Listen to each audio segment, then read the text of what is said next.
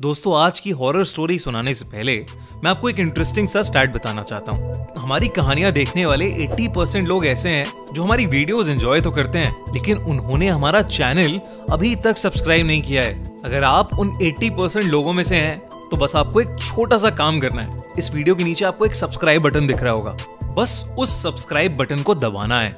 बस इतना सा काम करना है आपको, और लगे हाथों बेल आइकन भी प्रेस कर देना, ताकि हमारी लेटेस्ट वीडियो आते ही आपको सबसे पहले पता चले।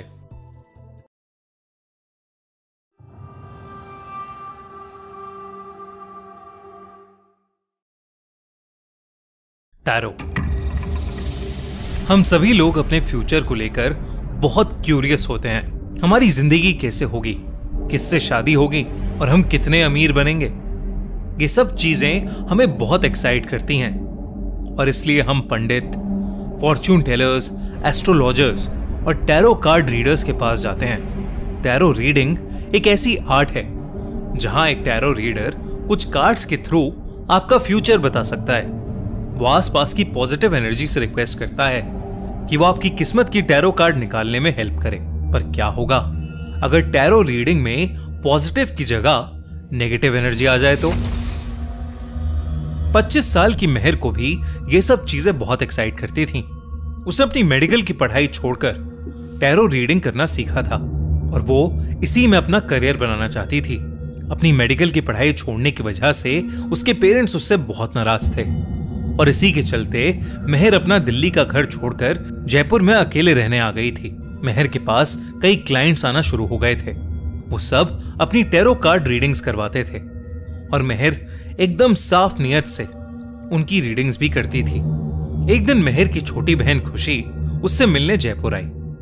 इतने वक्त बाद खुशी से मिलकर मेहर बहुत खुश थी, मगर खुशी मेहर को एक बुरी खबर देने आई थी। उसने मेहर को बताया कि मेहर के पापा की तबीयत बहुत खराब है, और डॉक्टर ने बोला था कि वो कुछ ही दिन जी पाएंगे। ये सुनकर मेहर बहुत उदास हो गई और रोने लगी। खुशी ने मेहर से घर वापस चलने को कहा, और खुशी ने कहा कि उसे पापा के आखिरी वक्त में उनके साथ होना चाहिए। मेहर ने डिसाइड किया कि वो सुबह होते ही खुशी के साथ वापस घर लौट जाएगी। ये सब बातें करते करते दोनों बहुत उदास हो गए। अपना मूड थोड़ा अच्छा करने के लिए दोनों बहनें अपने बचपन की बातें करने लगी। मेहर के पास एक एल्बम भी थी जिसमें उसने बचपन की बहुत सारी फोटोज लगाई हुई थीं। वो दोनों वही एल्बम देखने लगे। उस एल्बम के पीछे वाले पेजेस में मेहर ने बहुत सारे टैरो कार्ड्स के डेक की फोटोज भी लगाई हुई थीं। ये देखकर खुशी को याद आया कि वो मेहर के लिए एक नया टैरो कार्ड डेक लेकर आई है। उसने मेहर को वो डेक दिया, और बहुत क्यूरियस होकर बार बार मेहर से अपनी रीडिंग देखने के लिए जिद करने लगी।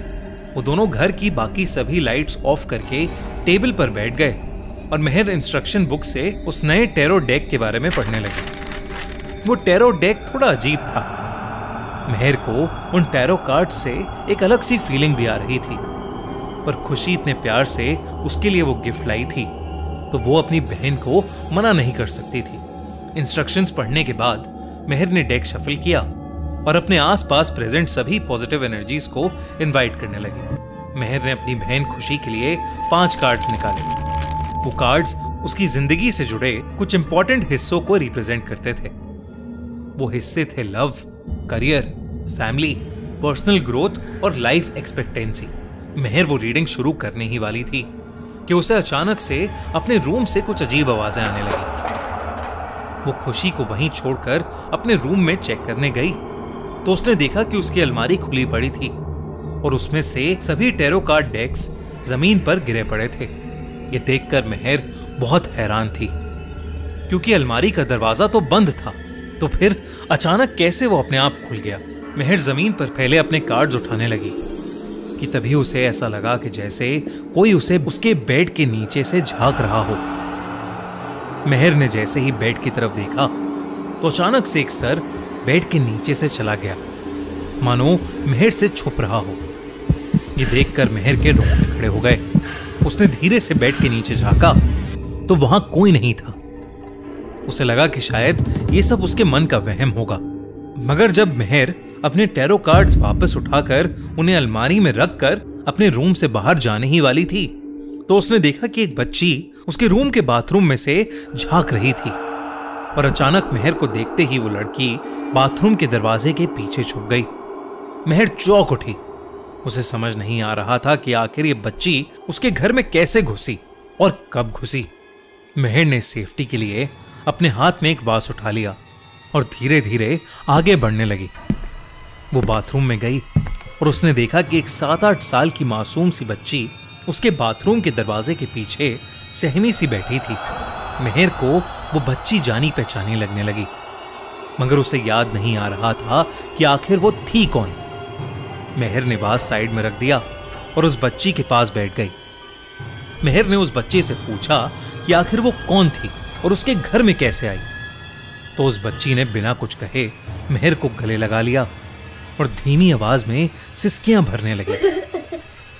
मेहर को ये देखकर बहुत दया आ गई और उसने उस बच्ची को गले लगाते हुए गोद में उठा लिया। उसने सोचा कि शायद बच्ची किसी मुसीबत में होगी और वो छुपने के लिए मेहर के घर में घुस गई होगी। मेहर उस बच्ची को गोद में उठाए हुए खड़ी हो गई और रूम की तरफ ले जाने लगी, मगर उससे पहले ही मेहर ने कुछ ऐसा देखा जिसे देख उसके पैरों तले जमीन खिसक गई। बाथरूम के मिरर में उस बच्ची का रिफ्लेक्शन ही नहीं दिख रहा था। मेहर ये देखकर बहुत ज्यादा डर गई और डर के मारे बौखला उठी। उसका पैर पीछे रखी बाल्टी से टकरा गया और वो नीचे गिर पड़ी। मेहर की गिरने की आवाज सुनकर खुशी भागती हुई मेहर के रूम में आई और जमीन पर पड़ी मेहर को उठाकर बाहर टेबल पर ले आई। मेहर के साथ अभी जो हुआ उससे वो बहुत ज्यादा डर गई थी।